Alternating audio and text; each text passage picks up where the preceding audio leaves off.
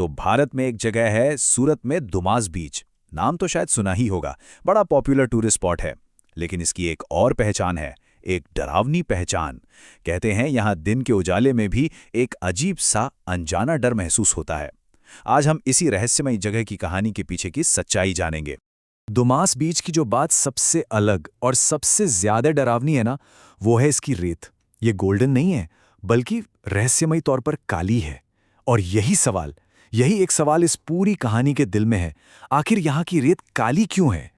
जो कहानियां वहां चलती हैं वो ये हैं कि दुमास बीच सदियों तक एक शमशान घाट हुआ करता था। सोचिए जरा, माना जाता है कि दाह संस्कार के बाद जो राख बचती थी वो हवा और लहरों के साथ मिलकर इसी रेत में मिलती गई और इसका रंग हमेशा के लिए काला हो गया। हाँ, साइंटिस्ट्स कहते हैं कि इसमें लोहा ज्यादा है इसलिए काली है, लेकिन वहां के लोगों के लिए ये काली रेत आज भी आत्माओं की कहानियां सुनाती है। तो चलिए कहानी पर आते हैं। ये कहानी है 5 कॉलेज के दोस्तों की। अब वो लोग अपनी अगली छुट्टी के लिए गोवा की भीड़ भाड़ से बोर हो चुके थे। कुछ नया, कुछ एडवेंचरस करना चाहते थे। और बस इसी खोज ने उन्हें ला खड़ा किया दुमास बीच के दरवाजे पर। और बस जैसे ही दुमास का नाम आया, ग्रुप में बहस छिड़ गई। कुछ लोग कह रहे थे, अरे यार ये सब बस सोशल मीडिया की अफवाहें हैं, रील्स बनाने के लिए। तो दूसरी तरफ मयूर जैसे दोस्त थे जो अपने बड़े बुजुर्गों से सुनी पीढ़ियों पुरानी चेतावनियों को यूं ही नजरअंदाज नहीं कर पा रहे थे। वो चेतावनियां कि कैसे सूरज ढलने के बाद मछुआरे तक अपनी नाव उस तरफ नहीं ले जाते। लेकिन जो सबसे डरावनी चेतावनी थी वो मयूर की दादी की थी। उन्होंने सिर्फ एक बात कही थी, दुमास में रात को अगर कोई तुम्हारा नाम लेकर बुलाए ना तो भूलकर भी पीछे मुड़कर मत देखना। एक ऐसी बात जो बहुत जल्द हकीकत बनने वाली थी। अब इतनी बहस के बाद दोस्तों ने तय किया कि ठीक है, जाएंगे, लेकिन सिर्फ दिन में। और जब वो वहां पहुंचे तो पहली नजर में तो सब नॉर्मल लगा। मतलब बिल्कुल वैसा ही नजारा था जैसा किसी भी बीच पर होता है। पानी में खेलते हुए लोग, दौड़ते हुए बच्चे, ऐसा लग रहा था मानो कोई मेला लगा हो। पर ये जो शांति थी ना, ये बस कुछ ही पलों की मेहमान थी। बहुत जल्द उन्हें अजीब चीजें महसूस होने लगीं।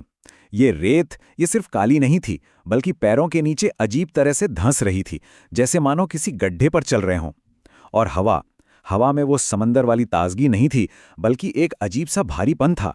और जो बात सबसे ज्यादा चौंकाने वाली थी वो ये कि बीच पर हर तरफ लोग थे, लेकिन एक पॉइंट के बाद एक लंबा सा हिस्सा बिल्कुल वीरान पड़ा था, बिल्कुल खाली। तभी उनकी नजर एक बूढ़े आदमी पर पड़ी जो रेत से प्लास्टिक की बोतलें उठा रहा था। दोस्तों ने हिम्मत करके उससे उस खाली जगह के बारे में पूछा। उस आदमी ने जो जवाब दिया ना, उसने उनके पैरों तले जमीन खिसका दी। उसने कहा, आदि नीचे घना लोको सोई राज है। मतलब इसके नीचे बहुत से लोग सो रहे हैं। उस बूढ़े आदमी की चेतावनी के बाद भी कुशल और मयूर को दूर एक खंडहर जैसी इमारत दिखी और वो उसकी तरफ खिंचते चले गए। बाकी दोस्त रिया और आरव, उन्हें एक अजीब सी घबराहट हो रही थी तो वो पीछे ही रुक गए। और बस यही वो पल था जब वो ग्रुप 2 हिस्सों में बंट गया। और फिर हालात बहुत तेजी से बिगड़ने लगे। जो बस 1 घंटे की छोटी सी एक्सप्लोरेशन होनी थी वो अंधेरे में भटकने में बदल गई। सूरज कब का डूब चुका था। मयूर और कुशल को वापस लौटने का कोई रास्ता ही नहीं मिल रहा था और उनके फोन की बैटरी भी दम तोड़ने लगी थी। और जैसे ही रात ने अपनी चादर फैलाई, बीच का असली भयानक चेहरा सामने आने लगा। अब ये कोई टूरिस्ट स्पॉट नहीं था, ये एक ऐसी जगह बन चुका था जहां अलौकिक ताकतों का राज था। सबसे पहली चीज, अंधेरे से उनके नाम की पुकारें आने लगी। कुशल, मयूर, धीमी फुसफुसाती हुई आवाजें हर दिशा से आ रही थीं और मयूर की दादी की वो चेतावनी उनके कानों में गूंज रही थी। और फिर एक ऐसा पल आया जिसने सब कुछ बदल दिया। मयूर ने एक आवाज पहचान ली। उसने कांपते हुए कहा, ये तो मेरी दादी की आवाज है। वही दादी जो 8 साल पहले यहीं इसी दुमास बीच से बिना कोई सुराग छोड़े गायब हो गई थीं।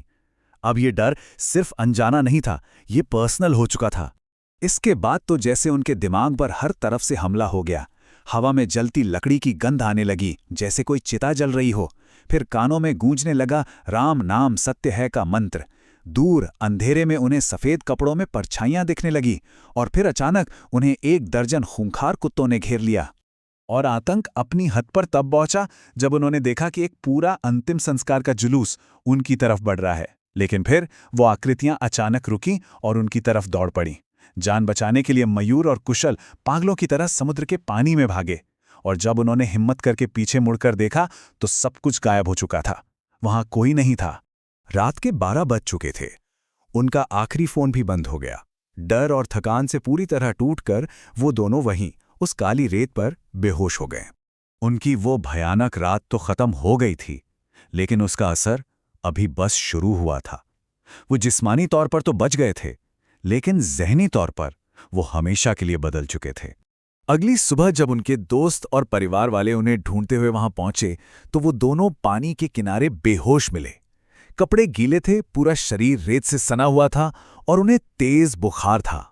इस घटना ने उन पर एक ऐसा गहरा जख्म छोड़ा जो कभी नहीं भरा, खासतौर पर मयूर पर। आज भी उसे जलती हुई लकड़ी की गंध आती है और वो नींद में चीख उठता है। ऐसा लगता है जैसे दुमास बीच ने उसे कभी छोड़ा ही नहीं। मयूर और कुशल तो मिल गए, चलो, लेकिन ये कहानी हमें एक बहुत ही परेशान करने वाले सवाल के साथ छोड़ जाती है। उन लोगों का क्या होता है जो दुमास के अंधेरे में खो जाते हैं और फिर कभी नहीं मिलते? ठीक वैसे ही जैसे मयूर की दादी। ये एक ऐसा सवाल है जिसका जवाब शायद उसी काली रेत के नीचे कहीं दफन है।